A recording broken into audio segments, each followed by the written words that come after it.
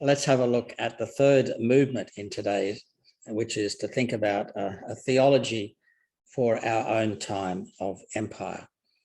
So what does empire look like today? Well, there are a number of suggestions.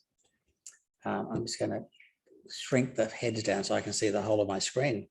So no matter what your favorite expression of empire is, and whether you're an Apple person or a Windows person, or whether you like Google or Facebook or, God help us, News of the World, there are many different expressions of empire.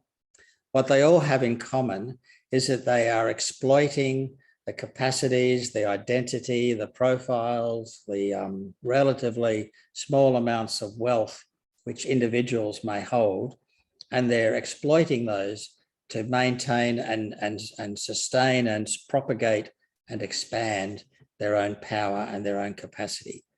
And these are, if you like, various expressions of empire, and with a bigger screen or smaller icons, of course, we could have many more. And so maybe one of the most challenging bits of today's session is to think about how we identify and name expressions of empire in our own time and in our own experience, and to what extent are we so implicated in those imperial structures that it's very difficult for us to actually step outside them and act independently, let alone to resist empire. So can we fashion a theology which assists us to do that, to escape and resist empire?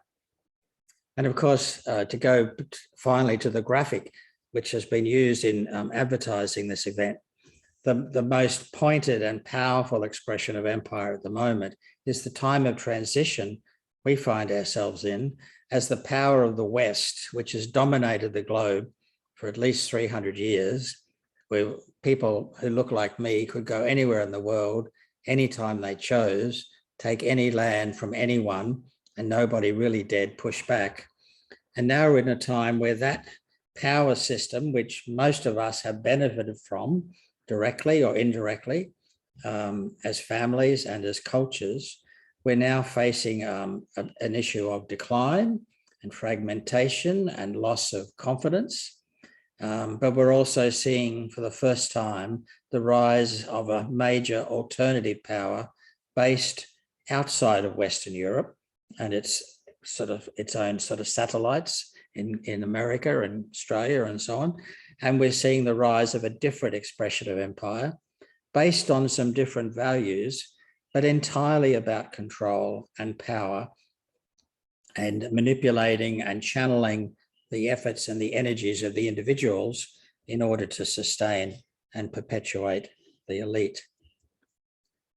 So, theological resistance. One of the things we might reclaim, picking up some of the legacy of Jesus, is that God trumps Caesar, and trump there is a verb. Okay, it's not a proper noun.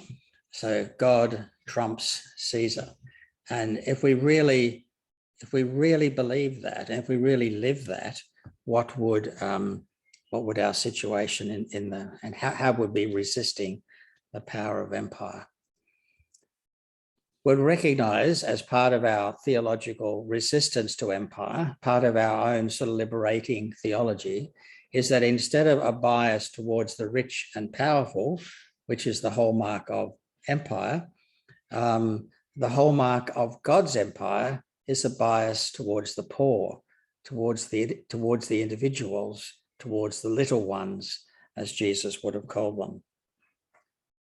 We can also find some inspiration, I think, in the origins of Israel. And by that, I do not mean the founding myth of 2 million Hebrews coming out of Egypt, which they could have just taken over if they had 600,000 men of fighting age, walking around in the desert for 40 years and not dropping a single piece of litter to be found by the archaeologists. I'm not talking about that story.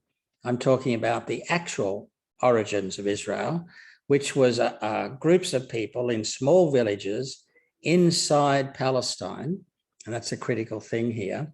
The origins of Israel are actually internal Palestinian social dynamics. as people living up in the hill country, what today is the West Bank, resisted the expressions of empire from Egypt, but also from the cities on the coastal plain, which were aligned with Egypt and were seeking to exploit and manipulate the rest of the population, especially those in the hill country. The people down on the plain had chariots. The people up in the hills had very, very little other than this new concept of being Israel, the people who struggle with or for God. And as we begin to reclaim some of these elements of our legacy, of our tradition, that we can form alternative communities. And that, in a sense, is the work of Sabeel in many ways.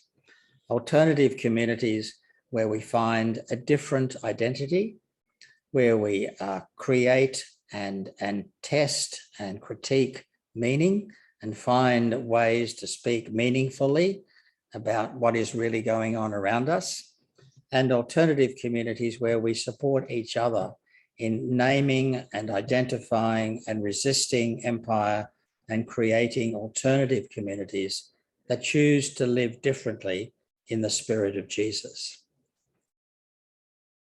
The other thing is to use the tools of empire for resistance.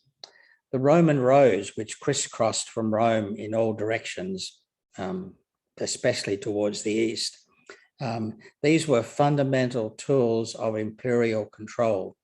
They provided easy and rapid access for the Roman military to get to points further east where there might have been rebellion or some other problems going on. And yet it was those same Roman roads which the early Jesus movement used to take the alternative message of a different empire and a different emperor all the way to Rome, and then, of course, beyond. So we don't have to necessarily choose to go off the settler roads and to use the back roads, to use a modern example. We can use the settler roads, we can use the tools of empire, but we use them against the empire rather than simply allowing them to be tools for empire to control us. And the final dot point there is one that I think the churches are going to find really, really challenging.